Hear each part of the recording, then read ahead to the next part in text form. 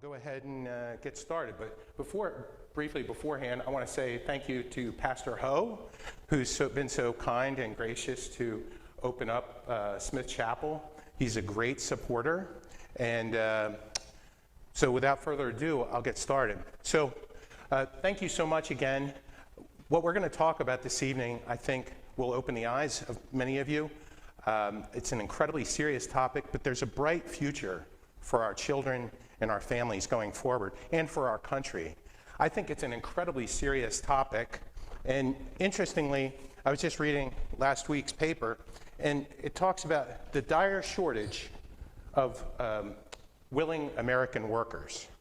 And I think it's tied directly to what I'm going to talk about this evening. Why is there a shortage of willing American workers? Tonight, I'm going to go ahead and talk to you about what I see. I'm not a medical doctor, but I'm a dad. I'm a dad who's tried to pay a lot of attention, talked to many, many professionals. I've talked to Dr. Jonathan Haidt, who wrote The Anxious Generation. I've talked to Anna Lemke, who wrote Dopamine Nation. I was just with Claire Morell last night, who just wrote The Tech Exit down at the American Enterprise Institute, and I want to make this my life. In fact, I quit my job in the Pentagon 4 months ago without really a plan other than I want to spread awareness of what's going on because it's a national security issue. Okay, so what is happening? So between 2004 and 2007, and frankly, there's two binders. There's too much data for me to share every single slide, but there's two binders, and you can all look at those binders and pass them around as you want. But right after 2007, we begin to see change in our youth and young adults. And there's clear data that's very demonstrable, and we'll go ahead and see some of it in the presentation. As the technology is being embraced by young people, it's changing them. And they're much more susceptible because their brains are still under development. A young man until age 26, a young lady until age 25. My wife's always been faster than me. I think in her brain development as well, that was the case. But the change that we're talking about tonight has very serious consequences for not only our community, our country, but the entire connected world. Okay, so when we think about the tech use, obviously during COVID, we had Zoom, we had the ability to continue to communicate with one another. So on one hand, I'm not a Luddite, and I'm not saying I've got an iPhone. It's an old one, it's a brick. Not all the apps work on it anymore. But I'm not a Luddite, and I do believe we need to continue to use technology. But we need to be able to use technology in a safe way, so that we are not a slave to the technology, but we can use it in a healthy way. And then fundamentally, while we are using it, is it bringing us closer together or further apart? And then fundamentally, in a house of faith, obviously, what is it doing to us? Is it pulling us away from our Creator? Or is it, in fact, separating us from our Creator and from our one another as a community? I would sit here and contend, if you look at the little sports field in our own neighborhood, kids aren't playing soccer out on the open grass field anymore. Back when our kids were all growing up 15 years ago, that wasn't the case. We regularly had kids playing out on the field. I never see that today. So tonight, we're going to see four things. I'm going to show you evidence that there's a problem, and it's screen-based. Number two, I'm going to show you the problem prevention techniques for your own families. Three, how to detect the problem in your family, because unfortunately, we've lived that in spades in our own house. And then number four, and perhaps the most challenging of all, is what to do about it. And it's particularly challenging for older children as well. Fortunately, there's some young ones here, and it's so important to nip this in the bud beforehand, but we still have societal challenges with others using it that cause challenges for young families. So what is the evidence? So what am I talking about, first of all? I am talking about all screen-based technology. I'm talking about from the slowest black and white Humphrey Bogart movie to the fastest virtual reality, plugged in, vibration, a system that you could possibly imagine that some of these young people are looking at today. And some of the technology is absolutely crazy that they're using. So it's a spectrum, and you might think about it in the form of, it's a spectrum issue going from the highest level of stimulation down to something that doesn't stimulate your nervous system quite so much. And that's well explained. Frankly, the book Reset Your Child's Brain, which is written by Dr. Victoria Dunkley, it does a great job of explaining what she calls electronic screen syndrome. And I highly recommend that for parents. All these books are fantastic, frankly, for parents. But anyway, youth are obviously spending an incredible amount of time, and the time period that we're talking about, and you can see that in the two binders that go around, 2004 through 2007. During that time, we had high-speed internet, and high-speed internet combined with streaming media facilitated streaming pornography, unfortunately. We're talking about smartphones, we're talking about social media, and we're talking about high-end video games like Fortnite and the like. So those 5 entities all came together within this brief 4-year period. And what do we see immediately after that? This is actually from Dr. Jonathan Haidt's book, actually his website, his collaborative review documents. He has some great data there. I have lifted some of it. I've gathered some of my own for your review. But you can see right here, between 2004 and 2007, depression rates are rather flat. And then incrementally, between now and 2020, between 2008, he cites 2010, but they're about the same depression rates. We see a 145% increase of depression for young ladies and a 161% level of depression increase for young men. What else are we talking about? Fertility rate. This might, in fact, be the most telling slide of all, because fertility obviously involves the most intimate of bonding between humans. But what is related to that? Well, in the binder that goes around, you'll see that we're not dating as much. We are not risk-taking as much. So in other words, the idea of asking a pretty girl, like my wife, for a date, that's much harder for somebody who is a teenager today, because they don't have the social skills. And it's actually very troubling. So this is an incredible statement of what's happening, and it also has national ramifications as well. Because if we're not repopulating our country, what's going to happen? So we do need to understand that this has a direct implication. And there's also, in the binder, you'll see sexual activity of young men and young people in general is way down. Dating is way down. Pregnancy rates are way down. And obviously, I'm not for unmarried pregnant ladies, but I'm just saying we have to understand what is going on with our community today. Suicide data, ages 10 to 14, you can see it's all over the map, but there's clearly an inflection point at 2008. Same with ages 15 to 19, for both boys and for girls. So this is serious stuff. There's clearly, and these researchers and things, you might sit here and say, well, there's a lot of good correlation, but it's not causation. At some point, you've got to look at the totality of all the information that's in front of you and understand it is causation. And some of these researchers are beginning to say it is causative. We don't have the long-term longitudinal studies that have gone out 30 years. We don't have time to do that because children are killing themselves today.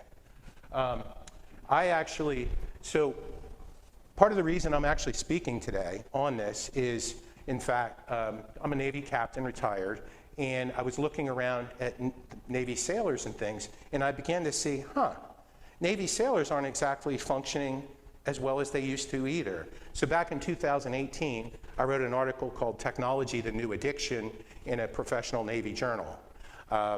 And my admiral at the time, who was in charge, was Admiral Kilby. He's the current acting Chief of Naval Operations. He called me into his office as a 2-star, and he said, hey, I don't know if you knew, but I had twin boys. And I said, no, I didn't know. When he was a Navy captain, I think they went to Woodson High School. Anyway, one of them committed suicide. And he told me my son was a serial gamer. So anyway, I've been trying since then to bring visibility within DoD to the harms. I've communicated with lots of admirals and SESs and generals, and we're making some progress. There's actually very serious DoD-related issues along with this as well. For instance, 1/3 of Navy cyber warriors in 2023, and this is unclassified, were on psychotropic medication. 1/3. That's a crisis. That's a canary in the coal mine. And I've been trying to bring visibility to that's really a bad sign, and it's tied to this work that I've been working on. 68% of active duty military personnel, as of 2 years ago, in military times, were over the weight standard. Because young people are not exercising like they used to. They're not getting out. I go to the Marine Corps gym, and it's populated, at least half of the population that I lift with, they're older people, they're retirees. So we have to ask ourselves why. Why is that? So as people that are interested in young people as well, not just DoD, what are the impacts at the family level? Well, you might be able to figure it out. One is fatigue. And the fatigue is brought on by several things. And frankly, to be honest with you, the fatigue is probably the most well-studied portion of this. The impact of gaming and blue light on sleep. I was at a conference on screen addiction up in Long Island, and I had a conversation with head of sleep studies at Harvard, Dr. Seisler, and he flat out said, no, all these blue light and the stimulation and everything is definitely harming sleep, especially when it's done at night. Dr. Brian Palmer, who just wrote the book Brain Energy, he was on a podcast speaking with a general practitioner called Dr. Chatterjee. And Dr. Chatterjee said, hey, my kids over in the UK, we get assigned a lot of homework at night on a screen. Is that bad for them? And he said, flat out 100%. There's no question. Giving these kids screen-based homework at night is harmful to their well-being. But that's ops normal. That's just the way we're doing it. And this needs to change. All right, so what do we know about the impacts on development? First of all, we talked about sleep. Sleep, the problem too is it's a double whammy. Not only are the kids staying up later than they otherwise would because the products are made to be addictive, but the stimulation actually lasts longer than a book would. So it's a double whammy. Not only are they getting less sleep, but the sleep they are getting is non-restorative in nature. Academic grade declines. There are clear studies. Well, first of all, if they're less rested, they're not going to be able to study as well. There's clear studies that show more screen time is correlated to reduced GPA. In fact, it's kind of amazing, the brain drain, there's a study out there that shows if a smartphone, and I don't have mine, it must be in the car, if a smartphone is next to a person when they're taking an exam, whether it's on or off, they'll get a certain grade. If that same person was taking the exam and they had it out, 3 blocks away, their grade would be better. What's happening is the young people, and probably humans, adults as well, we're actually thinking about this stuff in our subconscious. It doesn't matter if it's turned on or off. Just the mere proximity of the device, it helps to determine the grade. That's crazy. Correlated to poor diet choices. Obviously, if you're not feeling well, I know in our own family, my son used to be the best eater. When he started having his screen issues, he went to craving high fructose corn syrup, pouring all kinds of nasty stuff. It's such a toxic and bad combination. Lack of exercise, we already talked about that. Kids aren't going out. They're not getting vitamin D. They're not getting exercise. They're not getting just also being out in the trees in the wilderness. These are all things that our young people are not getting, and it's coming at a huge cost. The isolation, obviously, lack of exercise, lack of muscular as well. I had a young major, special forces at a talk that I gave. He came up to me later and he said, yeah, do you know, first jump guys, we're having an abnormal number of hip injuries on first jumps because young people aren't getting the musculature and the bone structure from falling out of trees and playing football and doing all the roughhousing that I did. I mean, I got a black eye when I was in high school. I deserved it. I picked a fight, so I was out fighting. But anyway, but kids need to be taking risks. They need to be doing these kinds of things. It's normal. So that's something we just need to understand. And then isolation, obviously the fertility rate, and there's clear data in the thing that I pass around that shows isolation is growing, loneliness. But there is a better path. It's not all doom and gloom, folks, trust me. And then lastly, it elevates our stress levels as well. The nonstop dopamine rush is no good for a young person's system. It changes their brain chemistry, and it ends up being very toxic to them. So it puts them in a constant fight or flight kind of situation. So at the end of the day, it becomes a digital drug, and numerous researchers are referring to it as just that. It's correlated to depression and loneliness. We see suicide increases, gamer rage. I know a woman, I talked to her, she lives in Oregon. She took her gaming system away from her kid, and that night, he went and he dumped feces all over her head at night when she was sleeping. So there's definitely abnormal things with these young people sitting in their basements, underperforming. It's not the way life used to be, and it's not right. It reduces empathy, motivation, failure to achieve. Going back to this newspaper, why do we have 400,000 jobs available and people aren't as willing to work? And trust me, the economics of this situation are not, they're very complex. Dr. Nora Volkow, who works at NIH, she's the head of addiction medicine. I talked to her on the phone. When I was talking to her, I was reading some of her material. And one of the things she said that I think is so key, addiction is fundamentally a challenge of motivation and self-control. So addiction takes you from that which is healthy and moves you to something else. It changes motivations. And that's what we're seeing in spades with young people. And then addiction and the virtual autism. There are clear examples of young children that are not meeting their developmental milestones at ages 2 or 1. And young people that are supposed to start talking already, some of them are appearing that they can't speak. And I've talked to developmental specialists. As soon as they started treating them, they said, parents, what are you doing? And they're like, well, we give them a Chromebook to look at all day, or iPad. So as soon as they took the screens away, the young people got up on step developmentally and were talking very soon thereafter. These things are having second and third order impacts. A new one, this book just came out.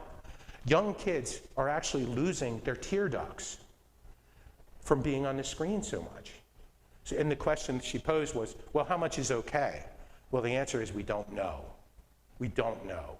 But there's obviously second and third order impacts, which are absolutely crazy.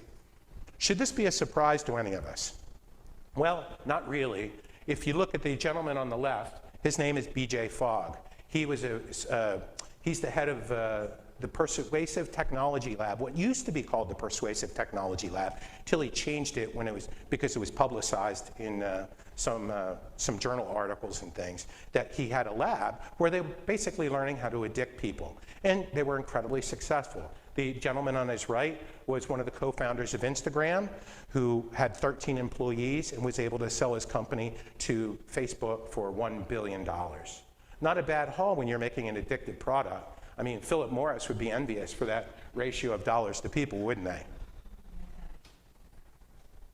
All right, and do Instagram and Meta and Facebook and TikTok, do they know what they're doing? Well, they absolutely do. How many people have heard of the Facebook whistleblower? Anybody? Okay, she testified. I've been on a Zoom call with her, with one of the nonprofits I deal with. Clearly, Instagram knew that they were making their products harmful to young women. They just flat out knew it. But they don't care because they're making billions of dollars. Now, what about young men? Are young men being harmed? Well, there's a good quote from the the product manager for Xbox Live, and he says, parents have no idea about the amount of intellectual, financial, and psychological firepower that's aimed at keeping each of your kids playing forever. That's in a really good article. The bottom line is young men and women are being sacrificed in our nation and in the connected world for lots and lots of money.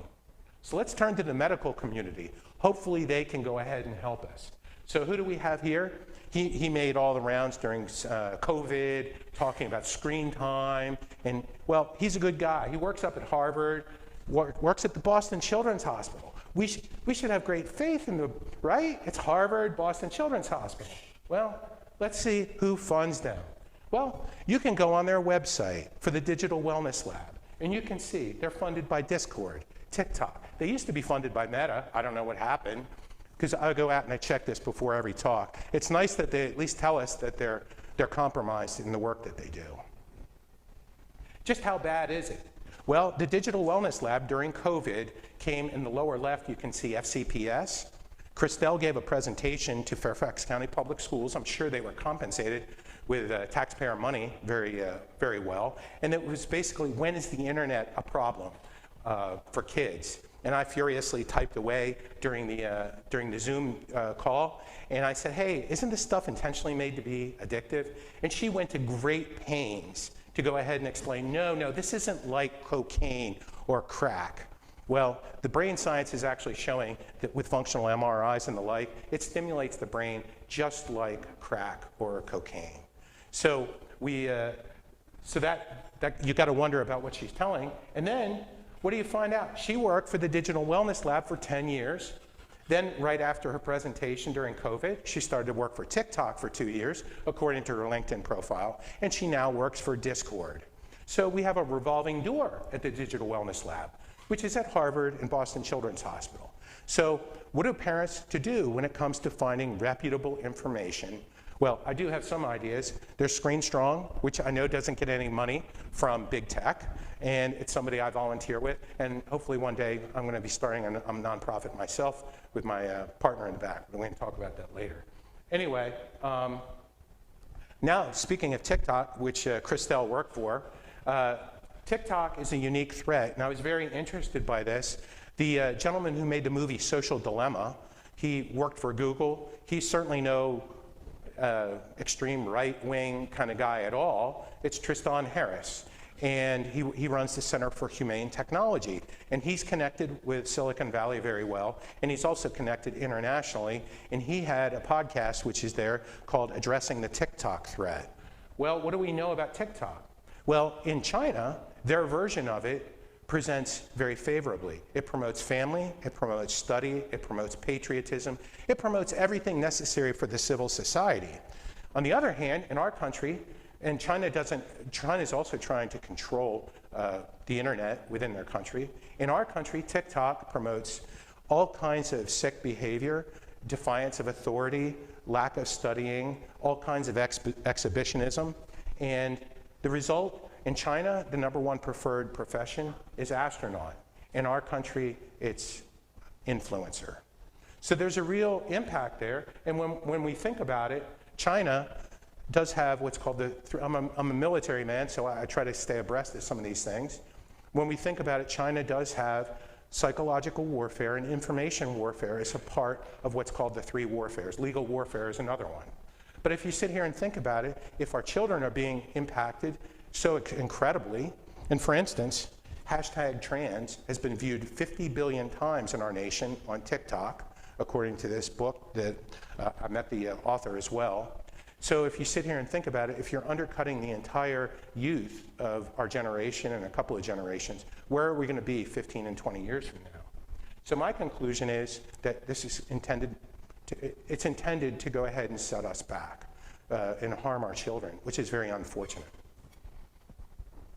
Here's another interesting stat, and this comes from Dr. Jean Twenge, and she wrote the article called, and frankly, it's the one that really set the lights off in my head. It's called Have Smartphones Destroyed a Generation, which was in The Atlantic. And this is really interesting that, unfortunately, it looks like white young ladies are using the social media at 15%. Hispanic young ladies are using it close to 25%. And 35% are using it 7 hours or more per day. So if we think that those perhaps on the lower end of the socioeconomic bracket are impacted by this, and they're using it much more, what's going to happen to the haves and have-nots? It's going to create a further separation from an academic standpoint.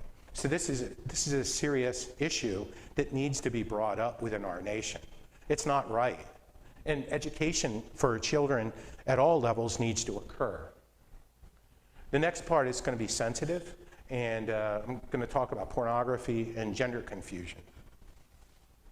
So when we sit here and think about gaming and cartoons and things, I really liked Wilma. I loved the Flintstones when I was growing up. I kind of liked Wilma, to be honest with you. I thought she was kind of cool. I don't know about Miss Pac-Man in the middle. That was probably about when I was getting out of high school. And I have no idea what this thing is, But this is the kind of thing they're gaming with today. And the border between pornography and gaming is beginning to blur more and more. And then obviously pornography is taking up so much of young men's time, and increasingly women, unfortunately, young women. But there's real impacts to this. And what do we see? So this is from Gene Twenge as well. And this is broken down by age bracket right here. And you will see the youngest bracket starting in 2014 started having more and more higher and higher levels of gender confusion. What are some plausible reasons for that? Number one, TikTok. Like I said, if it's been viewed 50 billion times, the algorithm chooses what to elevate and promote. It just flat does. So that's an intentional choice.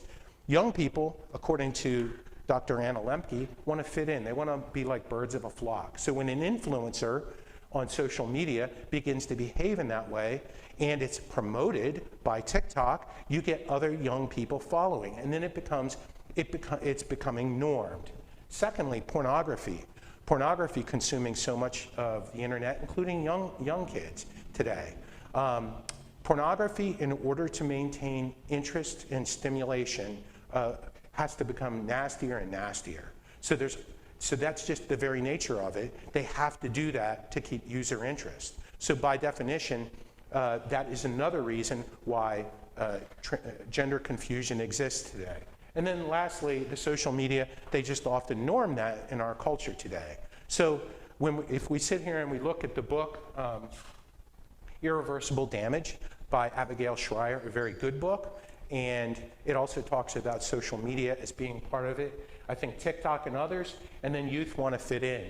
Secondly, and then porn today is so increasingly toxic. Even my daughter goes to a very conservative Catholic school, and I talked to the vice president of student affairs, and he said, no, we've got a porn problem even here today. So assume there's a porn problem. It's safer to do so because it's likely true, because most young people today, even at very young ages, are at least seeing images and other kinds of things, if not flat out pornography. And also too, there's also evidence that it's having physiological effects on our young men today. There's increasing levels of erectile dysfunction even in college. So that kind of thing never happened when we were young people. You hear ED ads all over the place. It's crazy. Like, you never heard that 30 years ago. So why is that? It's because we're living incredibly toxic and also spiritually lacking lives as well in many cases. Last, the impact on faith. There's clearly data that shows too that for those that believe that finding quiet time to reflect on our Creator and be with God is definitely being compromised by the frenetic lifestyle. If you can't put your cell phone down for 10 minutes, how can you have quiet time to reflect on God? You really can't. And there's clearly data from Pew Research that shows young people are falling away from faith at higher and higher levels. So my conclusion is, and this is from the research that I've done, I'm not a doctor, earlier screen time is clearly tied to dysfunction. Brian Palmer showed that. The earlier you give your son or daughter a smartphone or have screen time, the earlier you'll see dysfunction. And it's a linear relationship. He said there's not many studies like that. Secondly, the evidence shows that more screen time is also tied to challenges. Third, nighttime screen time, which we already talked about, is harming sleep, which is fundamental to well-being. Daily screen load matters. Going back to our cyber warriors, I shared my theory with Dr. Lemke as to why our cyber warriors are probably not as healthy as they should be. Number one, they're doing stimulating, indoors, sedentary, in a skiff, so that no sunshine.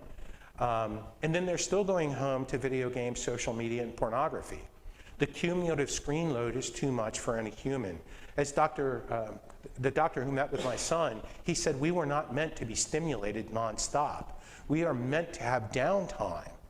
We're not physiologically capable of handling that. So it's no wonder, for our cyber warriors and others in intense screen-based professions, there's an OSHA issue coming, an occupational safety and health kind of issue down the road. We just haven't gotten there yet to recognize it.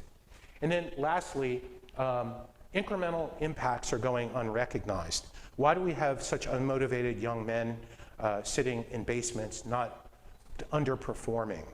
Many of them are, in my opinion, impacted at incremental levels that the medical community is way behind on. I think that's a very complex issue. This is just my assessment of it. And then many of them, we're seeing autism rates go through the roof. Dr. RFK is trying to look at that. I think if you tied the growing levels of screen time with TV and 24, then you had MTV, you had 1,000 channels, and then you had 24/7 gaming. I think when you sit here and you plot that and you plot the autism curve, I think you'd see a very high R-squared, a correlation between the two. So moving forward, what to do about it? Everybody, the doom and gloom, let's put that behind. We can live lives differently. There are many programs that are just starting, and parents are, there's pushback in schools on having cell phones in schools. There is hope. There truly is hope for our nation and for the connected world on this. We just have to recognize it. But each of us we have to have enough gumption to not go along with the herd. It's so easy to get caught up. We're so busy. If you're a single mom or a single dad, I could understand giving your device, hey, I got to do the dishes, I got to go shopping. Here, go play this video game. We would have done it. We bought leap pads. How many people know what leap pads are? Anybody? Yeah, I would have been doing the Chromebook. I would have been doing that stuff. I would have given them these things. But hopefully now more people are starting to understand. So what should a parent do? Number one, there's not one size fits all answer on this. Each family is different. Each situation is different. Each set of kids is different. But I think fundamentally we can sit here and say we need to be able to prepare our kids to be able to leave the house and self-regulate. That's what I think as a parent, with a lot of prayer, because nothing's guaranteed in this world. But I think fundamentally we need to think about it that way. Okay, so in terms of what a parent can do, you're learning here tonight, hopefully I'm not boring you guys. Prevention, we can do family prevention activities, clearly. Know the signs of a problem, and at the end, take action, because you don't want to let something like this fester. You definitely want to take action, and it's not saying it's easy either, but let's go ahead and talk through these things. And I will give a handout at the end, and my email address is going to be on the end. So if you have questions, I'm glad to. If I don't know the answers, I communicate with lots of doctors of many types, and I'll do my very best to help you. We've got a doctor on staff at Screen Strong, so a psychiatrist. So there are answers out there. There is hope. Trust me. Okay. So number one, when it comes to tech prevention, create a healthy family environment. That's probably one of the number one things you can do. Yelling and other kinds of things, just creating a loving environment. I know that sounds so cliche, but it truly makes a big difference. Make your family the one where kids want to come over. Have tech management plan. There are many different references and resources for how you're going to manage dealing with technology or not. Some families go virtually tech-free. My daughter in college, although when she did do a Europe semester, she did use an iPhone to take trains.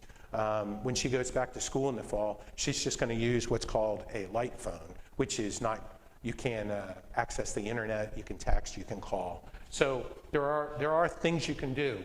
And then teach them about the issue. There is a great curriculum here for middle school students. This is a curriculum for schools, and this is for parents, or parents have bought this one as well. But teaching them just like drugs or alcohol. We teach our kids harms. We need to teach them about screen time. All right, so making your home a warm, inviting place. One of the things, the gentleman in the back with the beard, he runs what's called the Postman Pledge group out in Alexandria. He's going to be my future business partner here. But there are groups of families that are deciding to live differently and have their kids work together and find other like-minded families. So that's really critical to go ahead and do. Make your family time, bonding away from the screen obviously is very important. I would recommend not involve gaming as a family. Like, do something else. The opportunity cost of your time is immense. Encourage, obviously, one of the things, kids in Northern Virginia, there's a lot of opportunities in terms of, sports, church, all the different kinds of activities that are out there, youth groups and the like. Make sure your kids are occupied, but it's a double-edged sword though too, because boredom's healthy. Boredom's good for kids. Like, it helps them develop their creativity. So I'm kind of talking out of both sides of my mouth. Make sure they're busy and they're doing things, but on the other hand, make sure they have downtime too. It's really important because they can create, think of all the forts and the other things kids build in their boredom. Like, they learn from that kind of activity. Get them outside playing, especially when they're young. Don't let them stay inside. Let them go out and play. Dr. Haidt talks about that a lot in his book, obviously. Create a healthy environment for them overall. So you've got to have a relationship with your kids. Have a relationship. Be loving to them all times, even when they're failing, especially as things get harder for them. All right. So I would say as a strategy, and this book I think is the best one so far out there in terms of developing technology strategies. I recommend that book. But basically, don't get them a device as soon as it's available. Push it off and delay it as far as you can. My daughter had a smartphone in high school, and she willingly gave it up after it fell off a cliff. And her and her brother jointly got dumb phones together, which was a beautiful thing. But anyway, delay getting them the devices. There's no reason to do it. You'll have more time for brain development. Follow the tech rules that you set up as a family. No phones or devices in the bedroom ever. I would definitely no screens at all, and less screen time is going to be better for your kids. Monitor usage levels when it comes to keep the family computer in the middle of the house when they do have to get on it. And then two, you can sit here, you can get alternatives such as, this is an example of a light phone, which my daughter broke this one, so we use this as a demo. But anyway, there are options out there. Less screen time is better for these kids. All right, when it comes to a strategy, I recommend never allowing TikTok, obviously. Video games, I would also recommend the opportunity cost of time. Some parents would say, well, I spend time with them, and it's how we bond. Well, there's a cost to that, and given the fact that these devices are made to be addictive, the algorithms in the video games are just as addictive as TikTok. I would recommend you bypass that. There's better things you can do. That's your call, obviously, as a family. Know the warning signs of a problem in your family. So we're on to step 3. If the other things didn't seem to work, know what to look for, and unfortunately our family has seen this in spades. So what are the risk factors, first of all? The younger you start, the more the evidence suggests there's more brain impact on young kids. The functional MRIs are clearly showing that. I shared with you about young children that are not talking when they should be up on step because they're using screens. Autistic young boys seem to be much more at risk. Those with negative family relationships, mental challenges and the alike, they're more susceptible. Those who are lonely or nervous, and then single parent families are more at risk as well, for obvious reasons. So what are the clear signs of a problem? So essentially what we saw in our own family was increasing isolation. The young people will begin to develop relationship with the screen more so than other humans. They start showing less interest in school, less interest in activities, and they begin to pull away.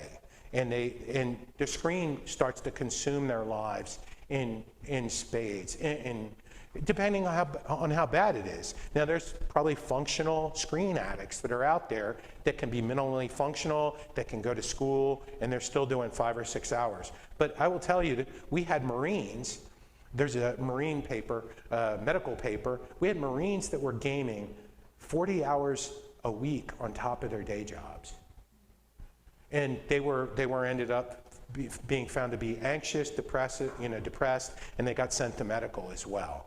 So it's not that people are trying to live lives. So it's so important. You'll see that there's incremental decay that you will see. Personal hygiene will decline. Motivations will be altered, just like Dr. Volkow said in her papers. Harder time making eye contact. I directly remember our son leaving church. He'd still go to church with us for a long period of time, although he doesn't now. But I remember him not looking at the pastor and shaking his hand. And when he was a younger guy, he was like, "Yes, sir." And that was a marked change. So eye contact, they'll talk about the computer incessantly as something that's important to them. Everything is focused around the screen. They can become less empathetic as well, as their prefrontal cortex in their brain chemistry is changing. It's physically altering their brains. In fact, when it comes to the brain impact, there's something called, if you don't use it, you lose it. It's called neural pruning. So I'm sure Michael Jordan could hit basket shots like you read about, obviously, and he was well wired to do that. But he also had other skills, obviously. But if these young kids are just sitting there, they're actually atrophying their brain, and the functional scans clearly show that. And then they'll transition and connect less with people and more with devices. Okay, then there's the downward spiral. So it becomes increasingly attached to the screen. And then when they give up friends and other kinds of things, then they go to school and they see people, that makes them feel awkward. So what do? They go to their comfort item, and it becomes a downward spiral. It's so important to go ahead and pull our children out of this before we get to that kind of situation. And hopefully, with all the opportunities that we're talking about in terms of play and other kinds of things, we can prevent this from ever happening. If you detect a problem, how do you handle it? Number one, there's lots of different variables that are involved, and I can't tell you exactly what to do specifically. There's age issues. How old are they? When they're younger, it's a little bit easier. How many resources do your parent, do you have in your family? Because some of the treatment programs are incredibly expensive if you end up sending them to a wilderness program or the like. The environment. Are you single family? Is it divorced parents? Often there's disagreement between divorced parents on what's going on, so the kid suffers in the middle. And then the quality, obviously, of the relationship. It's so critical that you have a good relationship with your kids. The variables will drive the approach to what you do. Here's two examples. On the left-hand side, you have a young one who's maybe been on an iPad for 2 weeks. They used to love reading.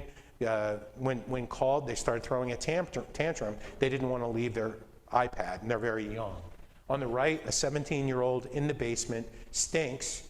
Their grades have fallen away. They don't really have any friends anymore other than their online friends. Two very different situations. But I will tell you, even the young people, there's a tragic video out there called Almost 13. And during COVID, this young boy and his father bought him gaming systems and things. He broke a gaming system in a fit. Then the father bought him another high-end gaming system during COVID, and he broke it again, and the young man went up and hung himself. So it's a very serious, even the younger situation can still be incredibly serious. So how do you assess that? For the less challenging situation, it's important. Get out and play. Get them off their devices and execute a detox. Claire talks in this book a little bit about the detox. There's more detail about the detox in Dr. Dunkley's book, and I would recommend highly reading that and understanding how to go about and do that. Effectively, she gives step-by-step on how to do it, and it's very well done. Help them find us. You've got to get them out of their situation and put them into a healthy, activities and things to get them away from the screen for a period of time and get them back to a healthy balance. Now, if you detect a serious problem, how do you handle it? This one's much more challenging. There's obviously counseling today. There's wilderness therapy. There's residential detox facilities for gamers, like there's one out in Washington State called Restart. I talk to Dr. Cash all the time. And then at the end of the day, if you need be, there's a doctor here in Chevy Chase who specializes in screen addiction, Dr. Sussman. And obviously, one thing I do caution, and be careful, I'm Roman Catholic, and some of the medical community is encouraging, they have a different view on gender issues than I do as a Roman Catholic. So you have to ensure that your faith is consistent with the medical care that's out there today.